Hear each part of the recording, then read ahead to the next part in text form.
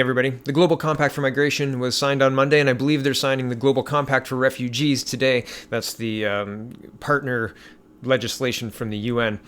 You can sign the link, or the link is in the description. You can sign it at the top or scroll down to the bottom and see that we've blown past 60,000 signatures and sign at the bottom. You can see breakdown by province who's signed. Make sure to click the link in your email, otherwise your signature will not count. Join the conversation as well. We'd love to have you. We are growing. We're having interesting talks, uncensored talks, and it's free. So you do have to register to read and register to respond.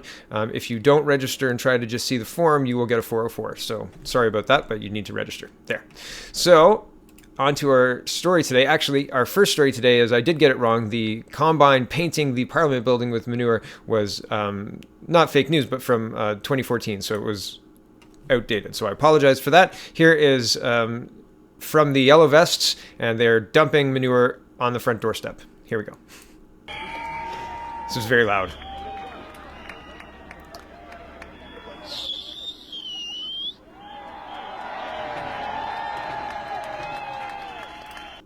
So they're serious. They like to do this. They like to drop poop off if the government makes them angry. So good on you, French. I think it's a worthwhile protest.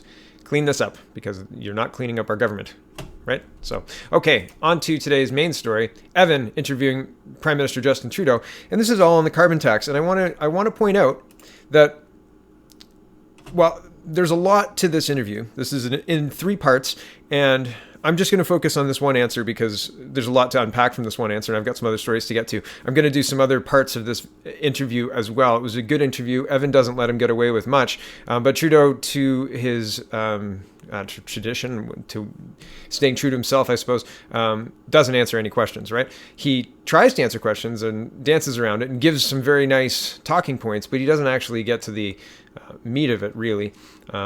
And he twists the question around to talk about the Conservatives' lack of a plan. We'll get there. It takes him about 3 or 4 minutes to talk in circles enough, and Evan holds him accountable. He really does. He nails him down, and he keeps him there.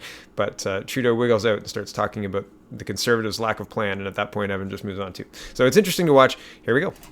Signature policy. 3 years ago, the entire country was red, or orange, except for Bradwell, I think in Saskatchewan, the provinces. You got a lot of buy-in on this. Now there's what they call the resistance. A lot of the provinces, there's frankly been a Liberal wipeout across the provinces. A lot of them have flipped blue, or NDP in British Columbia. Are you listening to the provinces? A lot of them don't want your price on carbon. Will you change it, or will you impose this backstop on them? I'm listening to Canadians. Canadians see the number of wildfires, of droughts, of floods that we're getting every summer. The real concerns about the transformations going on our planet with climate change, and concerns about the future of our kids and our grandkids, and at the same time, worries about where their jobs are going to come from, where our kids' jobs are going to come from. Canadians are worried about that. They know we need to act. One of the problems, and the fundamental problem, and economists say this, and climate scientists say this, and all experts say this, is that pollution is free, and so we have too much of it. So we are putting a price on pollution so that people pollute less, while at the same time helping families through this transition. There's 2 problems with that. The first question is, despite the targets that your government has set, which were the same as Stephen Harper, even the environmental commissioner says you are not going to hit the Paris targets. You're still falling short.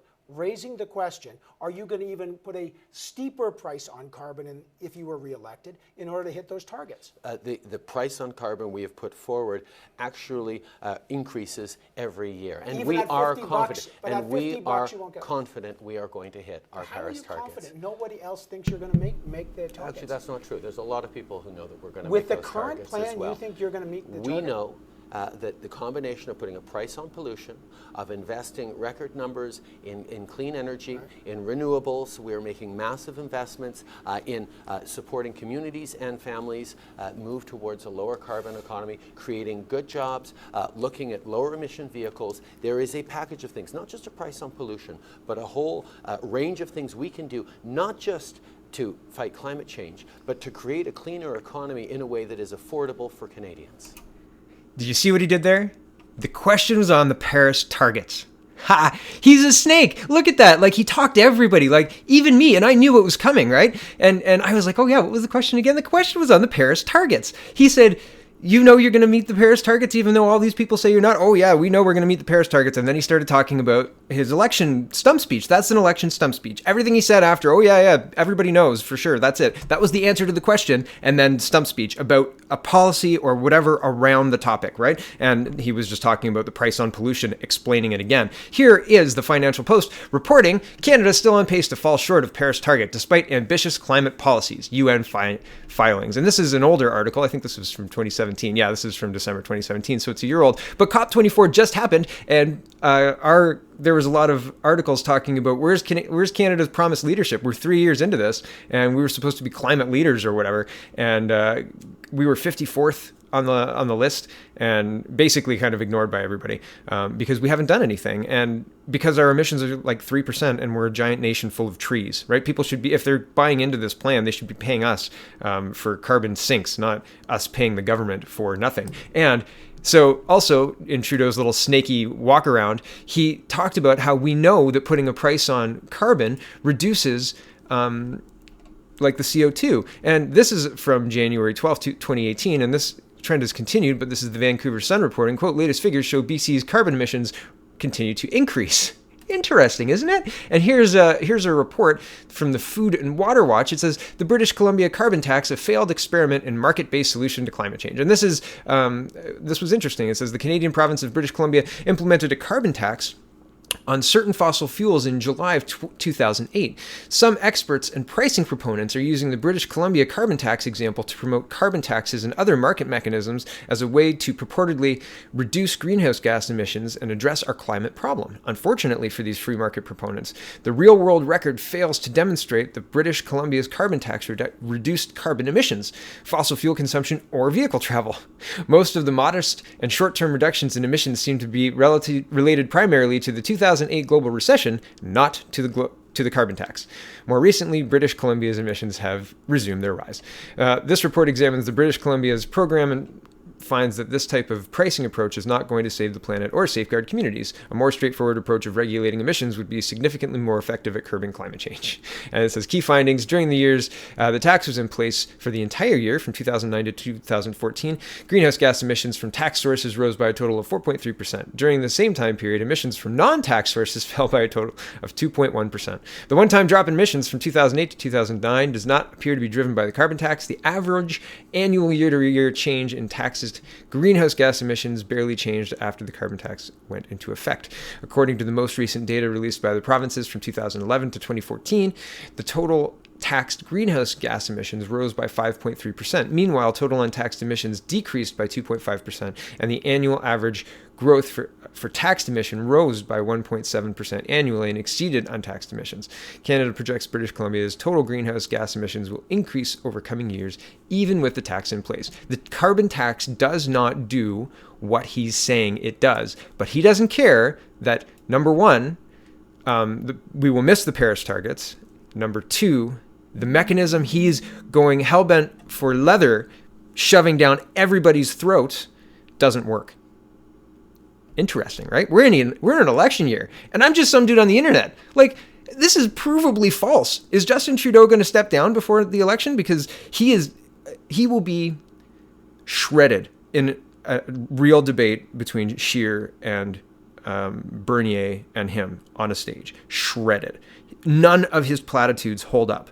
So I'm going to let Evan continue because Evan does a good job. And I jumped ahead with the carbon tax stuff because he talks about how useful the carbon tax is. Again, so we all know going into this how false his statements are. It's incredible. This is a sitting prime minister, and he knows this.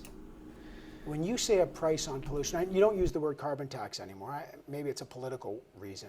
But Well, it's what it is. It's, But it's carbon still- it's a emissions are a carbon tax, pollution. It's pollution. And we're putting a price. We're not also a carbon letting. tax. Well, you can call it what you like, but the idea is that we are no longer making pollution free. But therein is the second question. Consumers say, well, the price of gas for me is going up, but under Justin Trudeau's plan, big emitters get an 80% exemption. So it's almost free for the big emitters, certainly not free for the consumer. That's actually not true. We are putting stringent limits on the large emitters because everyone needs to do their part. But you're right. Oh, Justin Trudeau. Hold on. I'm just going to stop you right there. Here's one. Okay, this was reported from October 30th. New Brunswick Power to dodge major carbon taxes after Ottawa proposes looser rules on coal plants. That's really weird. In a climate policy retreat over the treatment of coal, federal Liberals are proposing to loosen emission standards for power plants that burn the fuel, effectively lowering carbon taxes on each ton of greenhouse gas released from coal burning stations like NB Power's Beldun? I think it's Beldun. Next year to less than $1. But it also undermines federal claims made as recently as last week, so October, that major greenhouse gas polluters like Beldun would pay the most under Canada's new carbon pricing scheme. Federal Environment Minister Catherine McKenna's office explained a federal commitment to ban coal-generating stations in 2030 makes heavy carbon taxes on coal unnecessary given the cost it would impose on electricity consumers. Quote, a price on pollution is one way to reduce pollution from the electricity sector, but it's not the only way. Jumping down a little bit, the proposed exemption for coal is so large it will eliminate most of the carbon taxes New Brunswick's biggest greenhouse gas emitter, NB Power, was warned it would be facing just 6 months ago. It would also allow it to continue releasing most of the greenhouse gases it currently produces at its coal-fired generating station in Beldun for free. So, again, another false statement. The Liberals purposely loosened the regulations so that big emitters like power plants get reduction, don't have to pay, and small businesses do not have access to these exemptions. And there's some kind of exchange program where large companies can pay into, like we exceeded, so we'll pay this. So basically they can exceed and just give people money. So, it's fine to ruin the environment if you believe the line that CO2 is a pollution or a pollutant, as Mr. Trudeau has repeated, because the branding, we're putting a price on pollution for the carbon tax doesn't seem to be working because he's needing to defend it. So that's interesting to watch as well. But he's just straight up stringing together things that he wants people to believe that are easily disproved. So it's going to be fun on a debate stage. I hope they get to bring slides. I would want to bring slides. I'd be like, listen, everybody, here's proof. Just because we need proof. This guy's a sneak. And he's being a snake, and he knows it. The Conservatives are trying to pick away different pieces of our plan and misrepresenting it in all sorts of ways, and that's fine. That's the nature of politics. But the question we have, and the question you had for Andrew Scheer when he was on, was what is his plan? In 2019, if someone wants to be Prime Minister of this country, one of the fundamental responsibilities is to build a cleaner economy for the future, and he has demonstrated a complete unwillingness, not to present a plan, but to actually admit that there is a problem that we have to solve. Okay, but the last question on your plan is, these rebates, people are going to get money back. Mm-hmm. How does that change behavior? If I do the same thing and then I'm getting more money back, what is my incentive to change my behavior? For a lot of people, it seems illogical. Indeed, but it's not. It actually works that if you put a price on pollution, if someone chooses to change their behaviors, they still get the money back and they save money by changing their behaviors. And we get to move forward in a concrete way in a plan that Nobel Prize winning economists have pointed out will reduce our carbon emissions and fight climate change effectively. Right, but it's unfortunate that in the real world, in the experiment that we have in BC, it's not resulted in a reduction at all. In fact, it has not affected emissions at all. They've continued to rise and it's just been more expensive. So it's cost people more and no reduction. So usually when you trade, I'm going to pay more money for something, you're getting something back, like a reduction in emissions. But in this case, we're paying more for something and being told it's going to lead to a decrease, but in fact, it's leading to an increase. So just it's more expensive goods. Interesting. So we have data on this, and your Liberal government is ignoring the data to push an ideology. Interesting. Moving on. So there was more yellow vest protests, and I just wanted to show you guys this. This was posted yesterday morning, and it had Alberta video, and I wanted to show you the video. Here it is.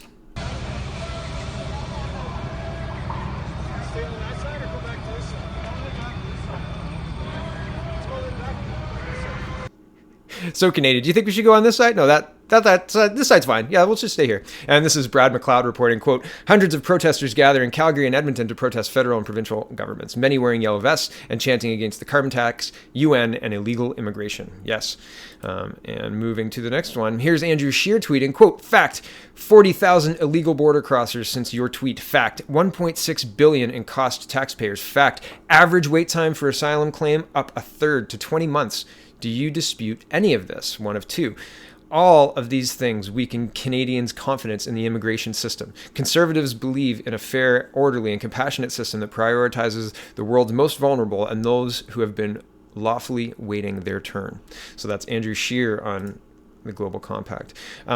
This was part of, I believe this was part of the interview I showed at the top. And this is Global News saying and reporting a news story on the same. So I'm going to read it and not listen to Justin Trudeau because that was enough of that. Global News says, quote, Justin Trudeau says the, quote, misinformation on immigration is very dangerous to something that has been an extraordinary advantage and benefit for Canada. And we'll go to the link. And it says, Trudeau says conservatives are fear-mongering and spreading falsehoods on immigration. The Prime Minister says he welcomes debate and discussion about immigration as long as it sticks to meaningful areas of policy, such as the right number of immigrants to bring to Canada each year and how to properly integrate newcomers within the country. Quote, but the fear-mongering and the misinformation that's being deliberately and knowingly put out by the Conservative Party right now is very dangerous to something that has been an extraordinary advantage and benefit for Canada for generations, he said. Conservative leader Andrew Scheer's press secretary Brock Harrison said Trudeau's comments demonstrate that he's failing to take responsibility for Canadians' concerns about the border. Quote, he resorts to personal attacks and phony arguments whenever he's criticized for it, Harrison said. Conservatives will continue to hold him accountable over the lengthy delays in processing and billions in added costs by his failure to secure the border. So I'm liking that people are holding him accountable and pointing out the fact that when you ask him a direct question like something about the Paris targets and he dances around the question to push his platitudes and things that he wants you to believe, I'm glad people are calling him out on that. That's not acceptable from a prime minister. Answer the question directly. My goodness. This I found interesting. I'm going to mute it and I'm going to read it. This is Georgia Maloney, and I'm sorry, that's possibly very incorrect. I'm not sure how to say her name. On the Global UN Compact in the Italian Parliament. So I found the whole thing interesting, but I won't subject you to all of it. I'm going to read what she's saying, but please click the link in the description, check it out. It's really interesting. So here we go. This is the last part of her speech, but I thought it was the most powerful and worthwhile to share. So here it is. It's not just Canada, and the language they're using is global, and it's so interesting. Like, interesting because of its global nature, right? Like, it's clear that somebody's feeding these lines. It's clear that it's not each individual country coming up with these talking points. It's clear that there's some coordination. And, is our government complicit? Are we? Here's Miss Maloney. And the point is they understand it too. They understand it well, what they're doing. The Migration Compact is exactly what is needed by those who have used illegal immigration in recent decades to complete the grand plan of financial speculation, to deprive nations and people of their identity. Because without roots, you're a slave, and when you're a slave, you serve the interests of Soros. Unfortunately, that is what these people are doing. We have read the Migration Compact, and we ask the government to adopt a clear position. We want the government to say no publicly. It's not enough to go to Marrakesh. Sorry, it's not enough to not go to Marrakesh. We want to vote in this chamber, and we ask all those who wish to defend our identity and our borders to vote against the signing up of Italy to the Migration Compact. I do not understand the position of my friends in Liga, it's another province, I think, who it seems will either vote against this motion or abstain. They hold rallies in squares and say we are against the Global Compact. but are unwilling to back that up when it comes to an official vote in this chamber. We will continue to fight. I'm finishing up, President Rosato,